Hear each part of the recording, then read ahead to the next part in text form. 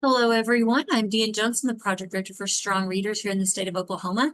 And today we are going to be looking at the annual district reading plan. We do have some changes this year. It's not so much a lot of changes in the questions that are being asked, but more questions with more change around the application that was actually used in. We had some updates to our application, making it just a little bit more user-friendly and updated. So I'm going to walk through doing an annual district reading plan with you. You'll still go into single sign-on, and once you're into single sign-on, you will select Strong Readers District Plans and Surveys. Now that is a change from in the past. In the past, the district plan was its own application and the survey was a separate application. Now it is a combined application where the district plans and the surveys will be together, and you will just have one Strong Readers. I think yours actually may say Strong Readers Reporting. So you just look for something that says Strong Readers, click into that, and then we will start the plan. Now today I am just using a sample school that I have developed a plan for as test. And so we're going to be using that one to look into. So once you click into it, you'll see over here on the left now, you have different tabs. You have a home tab, your reading plan, which is all this stuff with the district plan and the site plans. And then you'll have your reading surveys. And then this is where you can print your reports. You'll notice on mine, the reading surveys are grayed out, and that's because those aren't open yet. And then also on mine, you will see that my site plan isn't completely open yet, and that is because my district portion isn't completely done. So I'm going to start with my district plan. And if you'll notice here on the side, it shows you the submission windows of when they open and when they're due. And then if you'll click down here, you see the district timeline. There are two sections of the district plan. This is not a change from before. The district timeline and the Strong Readers Act fund. So we're going to go through each one. These are complete because I've already preloaded my dates and things, but we will look at them. So right here is the district timeline. You'll notice it just looks a little different. It's separated into sections, but it's pretty much the same questions. So we start with the first is just completing the annual district plan. And this is just wanting your dates around when you're going to start. So the first date is when you're going to complete the Strong Readers Annual District Plan.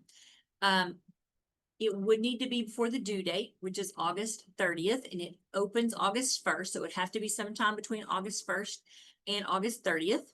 I have selected August 3rd, and that's just the date when someone at your school, whoever it is that completes your district plan, what date they're going to open it and what date they're going to have, what day they're going to have it completed by. So I put, we're going to have it completed by August 3rd. And then your site principal, what date are they going to approve their site plans? And I put that it would be August 10th. And then when will your superintendent certify the overall plan? And I put that that would be August 17th. And then the Strong Readers Annual District Plans are due August 30th. That date is going to pre-populate for you. You won't be entering that one. And then we scroll down to the beginning of the year. And this one is where you're going to put in dates for when you're going to begin assessing your students for those beginning of the year screening assessments. The screening assessments for beginning of the year are allowed to be in August or September, and the district can pick a 3-week window. And then within that 3 weeks, your sites can pick 2-week windows within those 3 weeks. So for example, if I click on this one, you'll see it only allows me to pick August or September. It's not going to let me have a date outside of those ranges because that is the only ranges that are allowable. So I had picked September 8th, and then it will only let me allow a 3-week window. So on the next question, when it says, when are you going to complete your assessments? If you look, it will only let me select out 3 weeks. It won't let me go any further. So that's what I'm picking. I'm picking my 3-week window. September 29th would be when I would be completing my assessments. And then the next question is, when are you going to enter that data in on your beginning of the year report? And I put that I would do that on September 30th. And then the last one here is, when is your superintendent going to certify it? I put my superintendent would certify it on September 30th because the due date is October 1st. Now that is something that's going to pre-populate for you, the due date. Then the next one is, when are you going to have your student literacy intervention plans signed and in place? And this does have to be 30 days, within 30 days of your close of your assessment window. So up here, where I had entered that I'm going to be done on September 29th, when I click down here, you will see it's not going to let me select something beyond 30 days. So I could put a shorter one if I want to say we're going to be done on September 22nd. That's fine if you're setting that goal for yourself, but it will let you select only up to 30 days out from the close of your assessment window. So I'm putting that that's what I'm going to do, September 29th. Then I'm going on to the middle of the year. The middle of the year is going to work the same.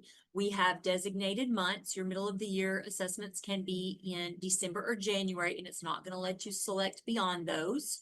So I selected that I'm doing it December 1st, and I'm going to do a 3-week window, which closes mine on December 22nd. The next thing is that 30 days. You have 30 days to get those slips in place from the close of your window. So it only let me select up to 30 days away from the close of my assessment window. So I chose January 21st. And then I'm moving on to the end of the year. Same practice with this. I'm only allowed to select end of the year assessments in April or May. And I selected April 12th, and it only let me select 3-week window. So mine's closing on May 3rd. And then I put that I'm going to enter my data by May 10th, and my superintendent's going to certify it by May 17th. And then this due date's populated for you that they're due on May 31st. And then I had already saved mine, so it's not giving me the save button. And then after it's all saved, you would submit. All right, I'm going to go now to the second section of the district portion. So I go to the second section, which is the funds, and I'm going to enter my information here. This is just your contact information. So I'm entering my name and phone number and title. I'm saying the reading specialist with my email. What we want here is just a person who is responsible for completing this. And if we have any questions, we could contact them regarding what their funds are being spent on. So sometimes this is a building principal, a district person. Sometimes it's a financial officer at your district level. Whoever it is that could answer questions about your funds, you put their information here. And then how are your funds being spent? How are your funds being expended? We do have right here where you can click to find our funding checklist for strong readers, and it has the OCAS codes. We do not need you to list your OCAS codes in this box. We just want a general description of what you're spending your strong readers funds on, your plans for those funds. So I put that I'm going to spend them on intervention materials, summer school, and professional development. And then the last thing on here is where you're putting your link to your school board policies regarding strong readers. You'll notice there's something missing here. Previously, we had a section where you had to say what you were spending your professional development money on to meet that 10% professional development requirement. That requirement has been taken away with the passing of Senate Bill 1778. We no longer have that 10% spending requirement for PD for our districts. So we took that question off of this. So I'm going to submit that. And then when I go back to look at my reading plan,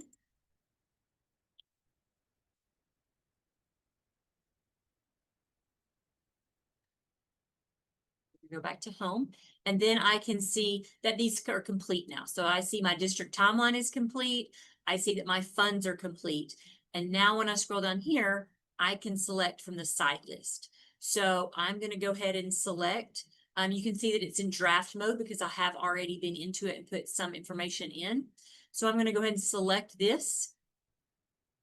And we're going to start working our way through all of the sections of the site plan.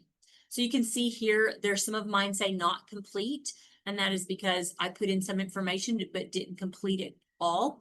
Some of them say not started. I haven't even put any in. So we're going to go through each one of these and look at this.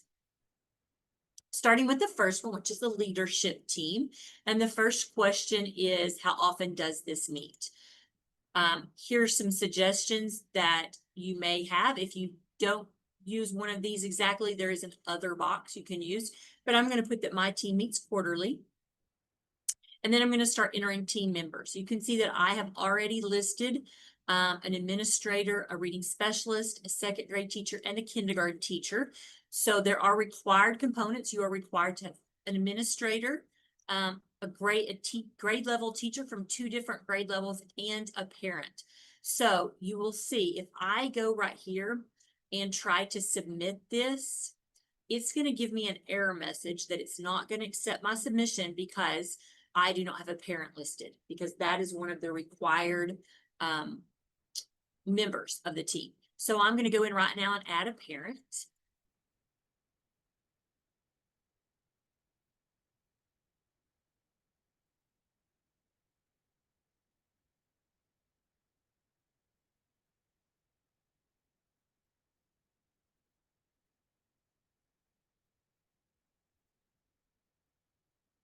And I'm going to list that I'm a parent.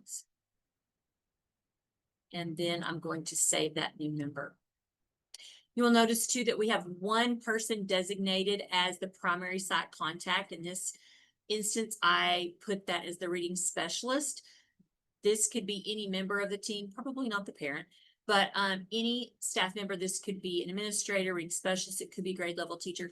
But what this is if we have a question about your plan, this is who we need to contact. So make sure that whoever your primary contact is, that would be the best person for us to talk to if we have a question. If we're reaching out about issues with the plan, make sure that you've designated that person as the primary contact so we know who we should get in touch with. All right, so since I've added that now, I'm going to save and then I'm going to submit, and it should accept it now that I have those required team members.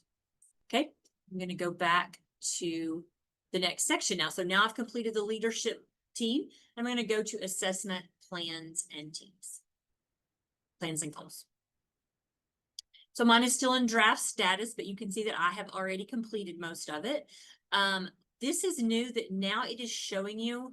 Well, the first question is, what assessment are you using? And I put that my sample school is using Amira. And then the next thing is it's going to want to know my assessment windows. Now, remember, the district picks a 3-week window, and each site can have 2 weeks, up to 2 weeks within the district window. So new on here is we have that it's showing you what your district window is. So this is telling me that my district chose September 8th through September 9th. So I will be limited to 2 weeks within that time range. So I picked September 8th as my start. And when I did, it's only going to allow me to pick up to 2 weeks. So I picked September 22nd. Same thing with the mid-year and the end year. It's only going to allow me 2 weeks within whatever is listed here as the district window. And then the next question is progress monitoring assessment. You have 2 choices. You're either progress monitoring with your screening assessment identified, which in this case would be Amira, or your progress monitoring with the other assessment. If you select other assessment, then it's going to pop up with a text box for you to write in what assessment you're using. So if I'm progress monitoring with something from my 95% group, I could put that here, that I could type that in here and put that as other. I'm going to go back to screening with my assessment tool, but just know that that's there. If you're using something else, that text box will pop up for you if you click other. And then this is how often are you doing your progress monitoring, and you could pick from your drop downs here. I chose monthly for students receiving tier 2 supports and weekly for students receiving tier 3 supports. Now, if you have different things for different grades, you can fill them out separately. But if you just want to copy from the one before, which is what I have done, but I'll show you, just click copy from kindergarten. It's going to put the same exact information on there for you. And then if you had small tweaks, you could go in and change them. Some schools have different windows for different grades. And so you're allowed to do that, but it still would have to be within that window. So you can select there. and choose, or if you're just choosing to copy from one of the other grade levels. So I have mine all the same. I fill it out as with the kindergartners, and mine's going to be the same for every grade. So I've copied them all over. Everything looks the same. But once again, if you were using a different maybe assessment, progress monitoring assessment in different grades, you could click and change that for those grades. Once you're all done, you're going to save and submit. Moving on to the next section, we are going on to the core reading program. This is a drop-down menu from the assessment textbooks that we have on our textbook committee list. And if you're using one of those, you can select it. If you are using something besides one of those, you can click other, and then you can just type that in. I guess you could type it in over here and just designate that that was what you were using for core.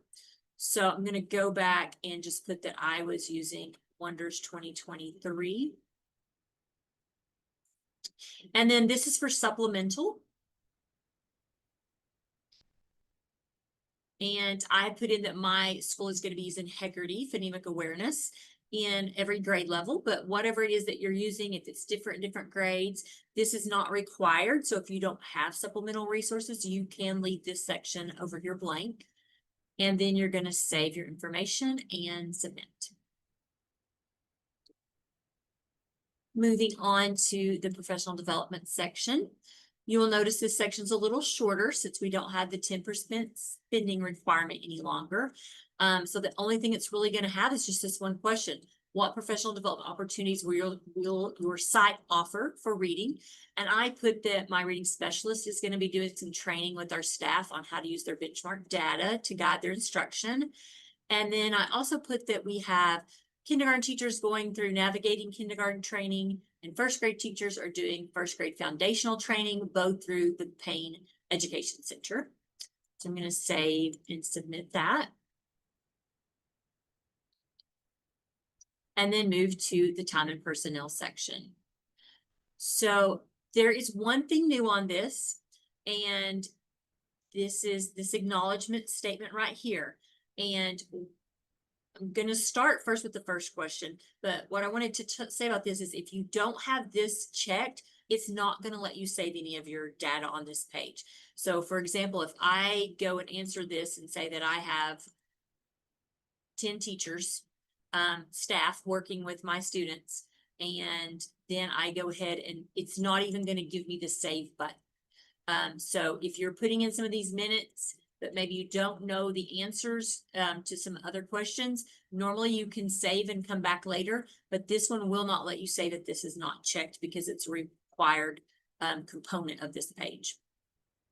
So let's go through and talk about each question on this. We're starting with our number of staff. And this is, we want to know how many staff members you have that work with your students to implement the provisions of Strong Readers Act. This could be your classroom teachers, your resource teachers.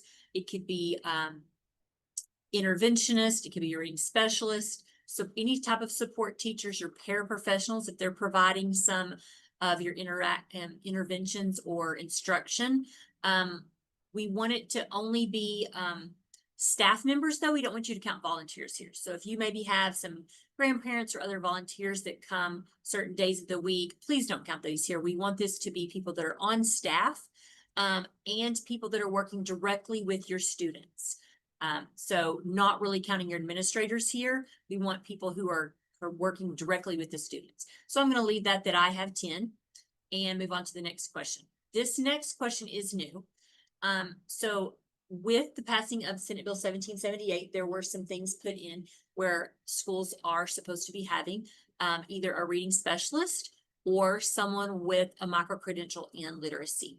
And so this is an acknowledgement saying that you are acknowledging that your school site has at least one certified staff member who meets one of the following criteria.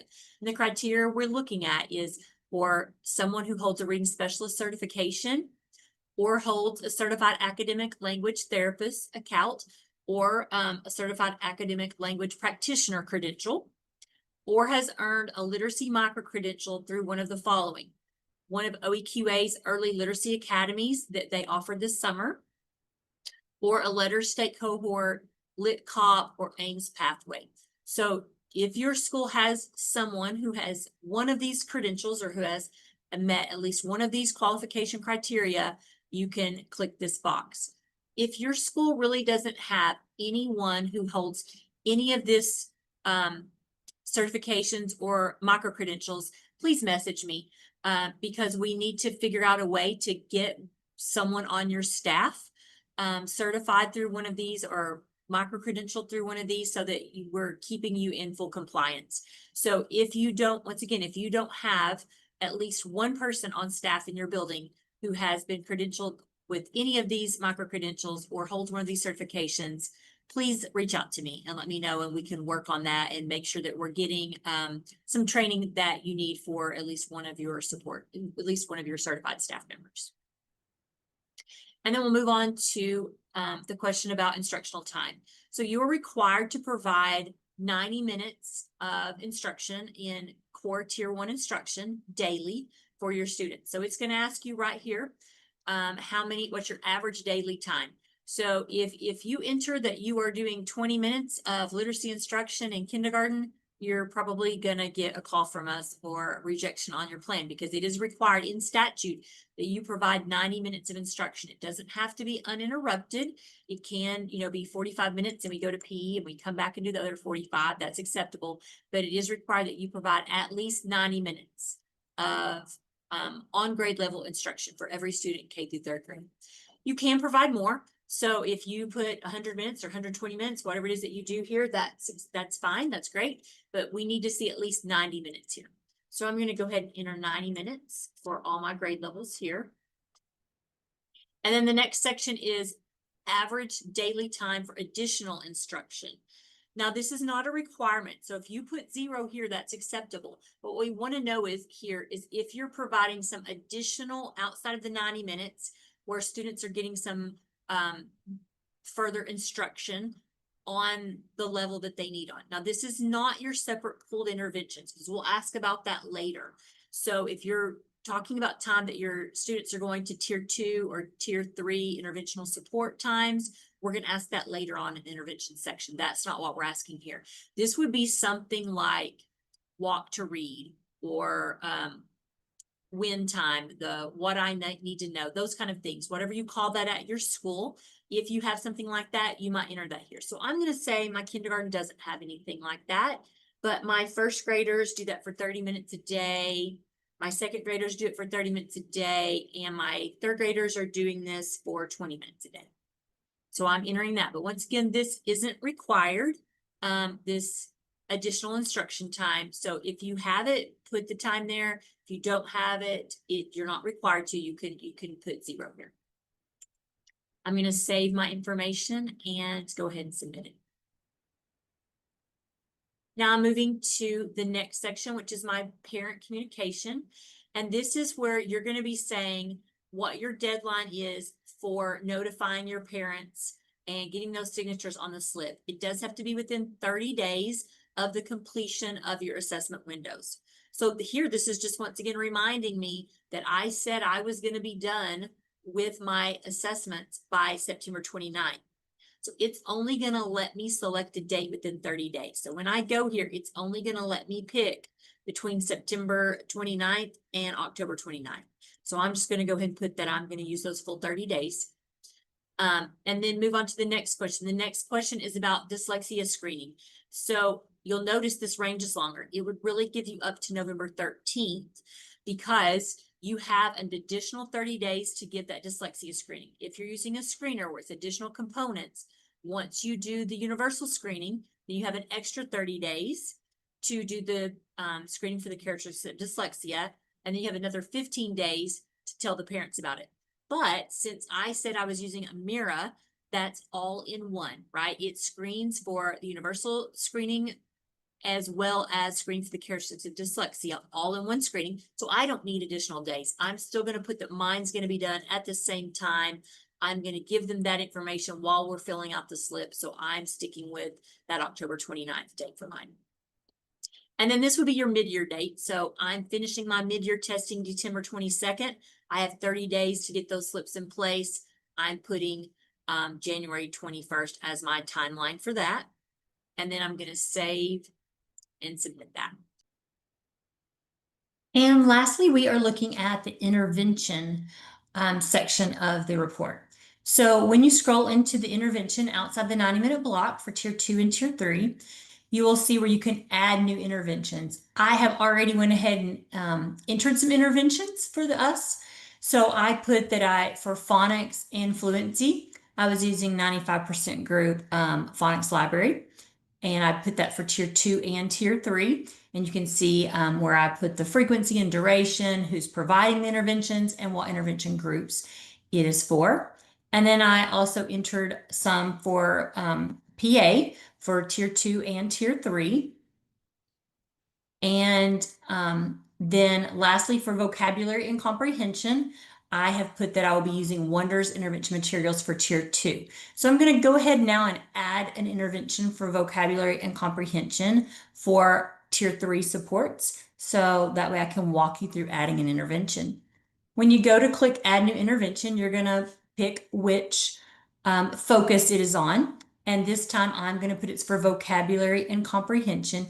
It is a multi-select on this. So if you have some materials that you're using for all 5 components, you can select that. You can see in my example that I combined 2 of them 2 different times, but I did do PA separately. And so just however that looks at your school, you can do that. And then you're going to put the intervention resource. This year, for the first time, you will see that we actually have a drop-down menu for the intervention source name. So when you click this, it's going to bring up all of the interventions that are on our list that we have for quality intervention materials on our State Department website that we provide as guidance for districts who are looking for good intervention materials. So all of those are going to populate here. They are listed with the vendor name first. So you can see that all these first ones are 95% group. But all of the ones that we have on our list are listed on here. So you can see all of these. But if you're using this is just our vetted list that we have out there for guidance. So if you're using something that's not on this list, you can scroll all the way down to the bottom and click other, and a separate text box will appear for you to type in what it is that you're using. So for this one, I'm putting that I am using something that comes with my Wonders curriculum. I'm going to put that I'm using the Wonders intervention materials. And then the other examples I did use something from the drop-down box. But for this one, I wanted to show you what it looks like if you're using something other and typing that in. And then I am going to be entering this for tier 3 because I already entered what I was doing for my tier 2. So then I'm moving to the intervention setting, and I'm going to say that this is during the school day and with an interventionist or someone pulling the students outside of the regular classroom. And then ask you about your staff role, the person that's providing the interventions. So you can see your choices. We've got classroom teacher, ELL teacher, paraprofessionals or assistants, reading coach, reading specialist, special ed teacher, Title I, other, reading interventionist. So I'm going to put for this one that I'm using my reading specialist. And in one of my other examples, I did put that I had a special ed teacher providing the interventions for my students who are on an IEP. And so you can just know that you can use, we have all of those on there, and you can use those however that looks in your district. And then for frequency for this, I'm going to put daily for 30 minutes. And then for this one, this is going to be all 3 intervention groups for me. So I'm going to save that. So now you go back and look, and what we would be looking for on this is that, are you addressing all 5 components of literacy? So here I have the phonics and fluency for tier 2 and tier 3. I have PA for tier 2 and tier 3. And I have vocabulary and comprehension for tier 2 and tier 3. So that's what we'd be looking for. Do you have all 5 components represented here? Do you have all of this for tier 2 and 3? And then as well as over here, your intervention groups, are they present? Are you showing what you're doing for non-IEP students, students on an IEP, students displaying the characteristics of dyslexia, which I do. I have several different groups of that. So once you're all done entering the interventions that you're using at your building, you're going to go ahead and push save and then submit. And then you would be finished with that. And you're going to go back to home. So since this was the last section for me, I can go back and look. My district sections are complete. And now then I go down to my site plan. I see that all the sections of the site plan are complete for me. I've got green text on all of them, signifying that everything is all done. So what I would do then, since these are all submitted and complete, since they've all been submitted, it shows they're complete. And then that would go to your district person that confirms that. So that usually goes to your district your site principal. And then your site principal would go in and confirm the site plan. And then that would show that that site plan is done. Once all of the site plans are completed, then the superintendent would go on and it will give them the superintendent assurance, and they are assuring that all of this information is accurate and complete, and they would type in their name to confirm the plan, and they would click certify and submit.